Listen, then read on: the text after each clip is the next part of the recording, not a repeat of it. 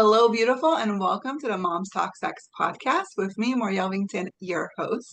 I'm so excited to have the beautiful Alisa here with me today. Hi, Hi, thank you for having me. I'm so excited to be here. thank you for being here. I hope you guys are ready for this juicy conversation because we are going to blow your mind in this talk. So, Alisa, how about you introduce yourself and let us know a little bit about what it is that you do in the world and who you are? Yes. So again, my name is Alisa DiLorenzo. I am co-founder of One Extraordinary Marriage with my husband, Tony. We've actually been podcasting for 15 years and have written 11 books, including the bestseller, The Six Pillars of Intimacy, The Secret to an Extraordinary Marriage. And on a daily basis, I equip couples around the world to have the extraordinary marriage that they desire.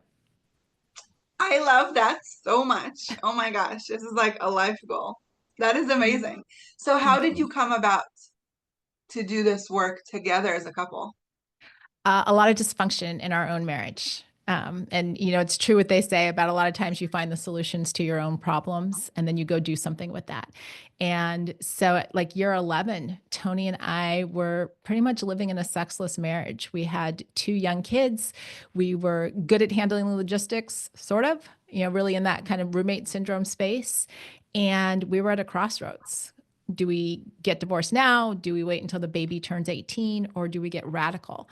And the first two were not really options for us. So we chose to get radical and we embarked on a 60-day sex challenge that ultimately didn't just revolutionize our marriage, but became the foundation and the groundwork for everything that we've done, including the six pillars of intimacy. I love that. So, what is the 60 days sex challenge? Like every day we're having sex for 60 days? So we had actually gotten the idea. We were watching a segment, I believe it was on the Today Show. I mean, this was years and years ago, so I don't remember which one of the shows it was. But there were these two couples that had embarked on sex challenges. One couple, the wife for her husband's 40th birthday had given him a year of sex, and they never say in their book exactly how many days. But that was the gift. The other couple, their story was that they went 101 days straight. Wow. And at the time, Tony and I were getting ready to lead a small group in our church. We decided we were going to talk about sexual intimacy and we were going to study the Song of Solomon. And the study was going to be about 6 weeks or 8 weeks. And so Tony's like, well, 8 weeks, 56 days, let's just round up and go 60 days. And we had a few caveats. If somebody was traveling, obviously we weren't going to be sexually intimate. If somebody was sick or if I was on my period. And so we ended up completing 40 out of 60 days. That is amazing. So, what did that do for your marriage? It was a complete transformation. It was a 180. I will tell you that one of my most distinct memories in that time was driving to drop off our kids at the sitter because we were going out on date night. And I remember looking over at Tony, and it's as vivid today as it was all those years ago. And I remember thinking, I actually like him again. Oh, I want to spend time with him. Like, this is the man that I fell in love with. And what started out as being all about sexual intimacy expanded into our emotional intimacy, our recreational, like we were having fun together again. And the sex was the catalyst for all of these changes in our marriage. wow. And it's so interesting because that's the first thing we drop Mhm. normally.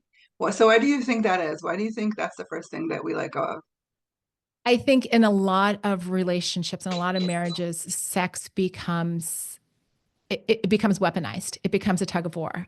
I'm not getting, you're not meeting my needs. So I'm going to drop the sexual intimacy so your needs aren't getting met. And then it becomes this vicious cycle of no one's getting their needs met. And the disconnect just grows instead of saying, okay, wait a minute. Why aren't we connecting? What's the actual problem? Let's not just use sex as the weapon to try and get our needs met because so often it doesn't work. So, how did this challenge actually make your needs met if they weren't met before? Like, how did you decide that is the answer versus like So therapy, yeah, or absolutely. It was one of those things where because we had the commitment that we were going to be sexually intimate every day. There wasn't this like, well, if the dishes get done, or if you take out the garbage, or if you're nice to, it was, no, we're going to do all of these things so that we don't have that friction, so that we don't bump up against, well, I'm disappointed or I'm angry or whatever. So we were working on ourselves throughout the day so that when it was time to be sexually intimate, we didn't have any of that baggage or residue from the day. So we were helping one another out. We were taking care of the kids together. We were, it's kind of like what they say, when they say pick your battles, we were choosing more often. Is this a battle I really want to fight? Or is this just kind of like, I'm annoyed? At that point in time, we'd been married 11 years. There were a lot of annoyances. Right. But were they worth picking the battle that would lead us to not feeling connected and ultimately not being sexually intimate? So I love this because I'm curious, like, okay, so you both agree to do the challenge together. Mhm. What happens in a relationship where, and I know you're working with couples all over, so I'm curious. I'm sure you hear women that like their sex drive is just very, very low. How can they even fathom having sex for 60 days? Well, for a lot of couples, and I don't even, as a coach, I don't even recommend the 60-day challenge because truthfully, we have not done 60 days since that first time that we did 60 days. We've done 30-day challenges, we've done 21-day challenges, but in all honesty, every year we commit to doing a 7-day challenge.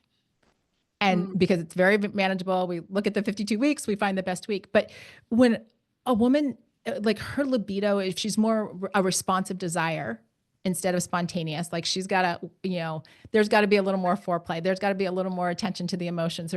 Then it's sharing that with her partner, with being able to tell her spouse, hey, this is what I need.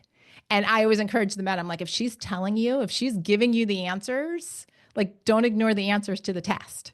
You don't have to like figure out, like listen to her. A lot of women, I'm 50, hormones are all over the place through perimenopause. I encourage women all the time, get your hormones tested. There's so much that can be done through supplementation, through hormone therapy. Like you don't have to suffer and just be in this place. And if it's an emotional thing, if there has been disconnect in the marriage, if there has been betrayal or trauma or whatnot, get the help that you need so that you don't stay in this place where you're depriving yourself first and foremost, because I'm going to be very honest, a good orgasm is a good orgasm yes. and it's good for you. And it's also that connection with your spouse. So go get the work done so that you are as healthy as you can possibly be to show up in a way that is really empowering and fulfilling. I love that. So how would someone listening notice, okay, I need to work on this? Like, okay, there's something here I'm not looking at. Like, what do you say would be like a good indicator or like aha moment? Like, what was, maybe you can share the aha moment for you when you were like, I can't do this anymore. Something has to Yeah. change. I mean, I know one of the phrases I hear a lot with my coaching clients is it feels like we're roommates, right? Where all the logistic, like we'll talk about the kids' schedules, what are you getting at the grocery store? What's on the calendar for this weekend? But there isn't that like, oh, I want to be with you. Or remember the last time we laughed together, or let's go on a date and do more than just sit across from each other and stare at our phones over a meal. Like if you're staring at your phone more than you're staring at your spouse, that's probably a good indicator, right? If you'd rather spend time scrolling than looking at, that's a good indicator. And there's a natural drift that happens in marriage. There's a lot of familiarity, but it's saying, okay, how do I rediscover the curiosity and take steps using tools like a conversation card deck or I tell my clients all the time, I'm like, take 30 minutes and go get an ice cream cone. Like start there rekindling it. It doesn't have to be a 3-hour date. Start with a cup of coffee or an ice cream cone and rediscover who your spouse is now because you Yeah. may have lost that in all the years. Yeah, and also I believe like you grow, you change, you shift. We so evolve, and the person you married 10 years ago is not the same person, right? I Absolutely. mean, I think their essence is still there, why you fell in love with them, Yes. but they've grown. And so it's really finding out who they are right now. I think a lot of times what happens is that we get stuck on that image of what this person was or what they Mhm. looked like or how they used to behave. And we forget that just like we're growing, they're growing too. And so that can create a disconnect. So, what are the 6 pillars that you guys are talking about? Absolutely. The 6 pillars are emotional, physical intimacy, which is non-sexual, financial, spiritual, recreational, and sexual. Oh, I love that. Mm-hmm. It's a really powerful framework because what we found through our audience, what we call them the one family, is that each one of those pillars puts language, puts vocabulary to something that might be happening in a marriage. And so instead of saying our entire marriage is falling apart or, we've got problem, it's like, oh, we struggle in our recreational intimacy. We don't go on dates. Well, then let's create a strategy for that. Or we don't talk about finances. We've got cracks in our financial intimacy pillar. What do we need to do to create a money plan or a money meeting for our marriage? And so it really allows couples to get more focused on what the actual challenges are and also where they have success so they can draw on those strengths to go, oh, you know what? We're super affectionate. We've figured out how to do the non-sexual touch. So how do we take that same intentionality into our spiritual intimacy or into our sexual intimacy? I love that. Mm-hmm. That is so powerful. So where do you think most couples lack when they come to you? I generally tend to see two pillars that have the most cracks in them, and it's either the emotional intimacy or the sexual intimacy. Interesting. What would you say the emotional intimacy? I think for a lot of couples, and I mentioned it a little earlier, over time, that familiarity leads to a lack of curiosity.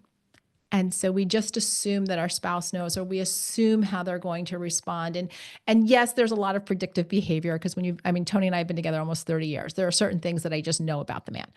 But in all honesty, he is, and you even said it, he is changing. He is growing. He has different fears or worries or dreams now that he didn't have when he was 21 and I first met him. And if I don't stay curious, if I'm not asking questions with genuine interest about who are you? What are you facing? How did your meetings go today? What are you excited about? Then I could be trapped thinking about the 21-year-old guy, and he hasn't been that guy for 3 decades. Right. Yeah. It's so true.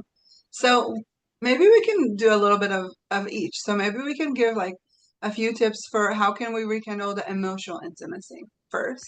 Absolutely. Set aside time to talk. So many couples, we're so attached to our devices that we think that the text messages or the quick phone calls are doing it. And really 10 or 15 minutes of just dedicated time. Hey, and genuine questions. How was your day? And not just give an answer of fine, but hey, this was something I was really excited about, or this was something I struggled with, and making time to hear and listen to what our spouse is saying.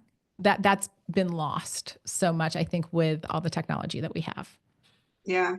Actually, you can use the technology for good because I remember a few years back, me and my husband were going on a road trip, and I just went on Pinterest and I Googled 50 questions you don't know about your Yes. spouse. So I used my phone for good as I was just reading the questions in our 3-hour road trip. And it was great because it just sparked a conversation the whole time. I love that because otherwise, what do you do on a road trip? Exactly. One person's driving and one person's scrolling. Right. No. Yeah, we don't do that. It's really a time for coming together or listening to some cool podcasts or whatever, but That's learning. what we do. We listen to podcasts together and then the conversation that comes out of it. Right. Exactly. And so it may be that there's somebody listening to this. This might be an episode that you listen to with your spouse. Right. And just say, hey, let's talk, let's listen to a podcast together and let's talk about it. That's a great way. A lot of my clients do that with podcasts, use that as a tool. With physical intimacy, Yeah. one of the most powerful questions that you can ask your spouse is, what is meaningful touch to you? Mm. Because, again, Tony and I have been together for 30 years. How, the kisses and the butterflies and the hand holding and all that stuff when we were 20 and 21 looks a little different now at 50 and 51.